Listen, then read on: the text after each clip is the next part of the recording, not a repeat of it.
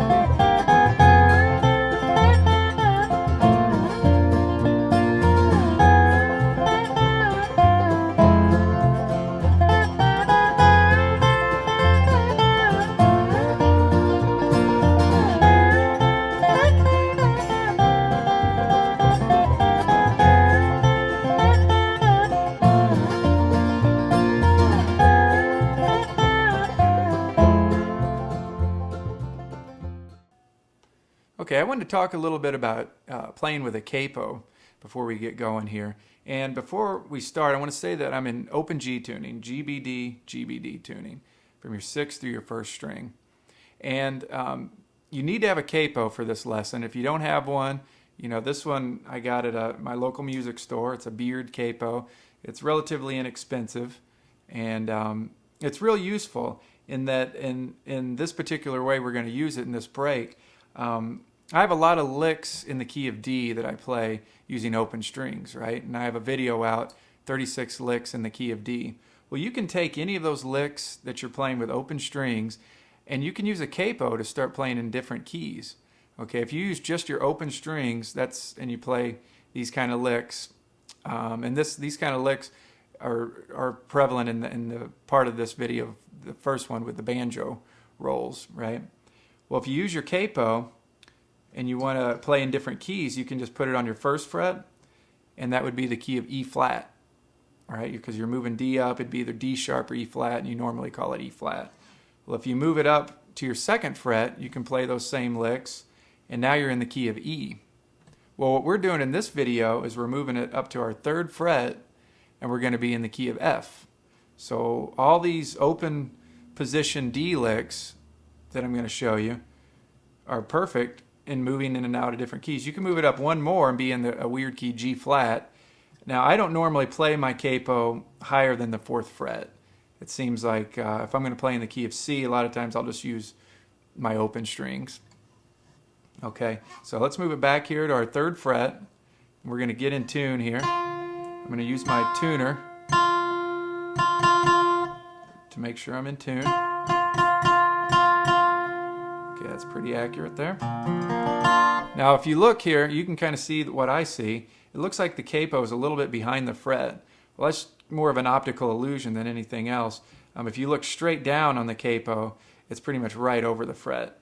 So as you put this on, it looks like it's behind it just a little bit, and it's always useful to use a tuner too to tune when you're using a capo.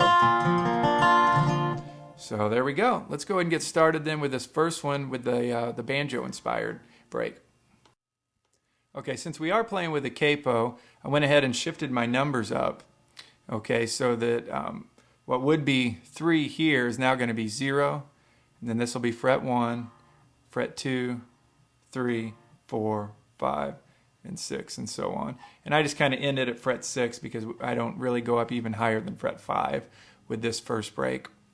Okay, so let's go ahead and tackle measures 1, 2, and 3. And measure 1 is a pickup into the break, and it starts on the and of beat 3. Okay, and it sounds like this. I'll play all 3 measures. 1, 2, 3.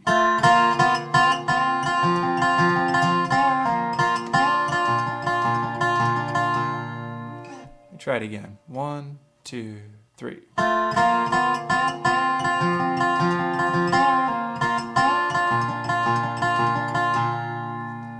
Okay, so let's check out that little walk up. And remember, we're in the key of F. So F is going to be our 1 chord, and you'd play that like you'd normally play your D chord. B flat is going to be our 4 chord, and you'd play that like you'd normally play your G chord, just all open strings. Right? And then C is going to be our 5 chord. You'd normally play that like you'd play your A chord, which is on your 2nd fret here.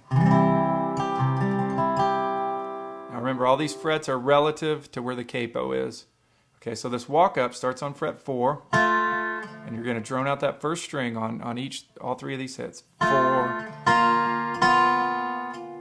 Okay, so that's just 4, open 3rd string, 1st fret of my 3rd string. And the whole time you're playing that 1st string, a double stop on top of those.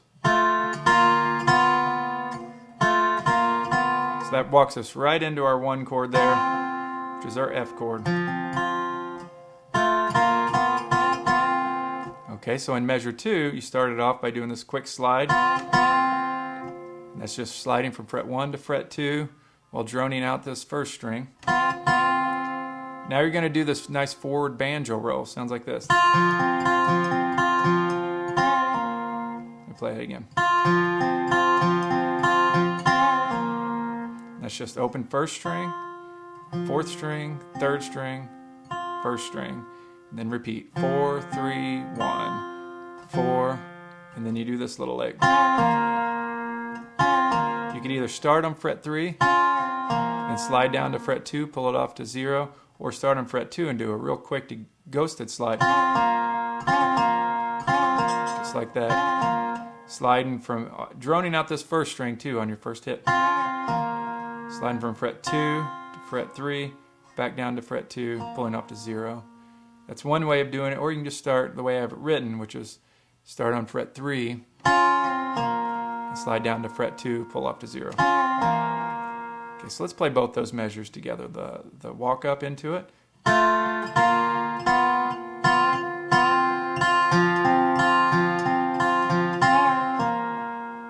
Okay, so all that is over the F chord. Okay, now in measure 3, we go into our 4 chord, our B flat chord, in the key of F.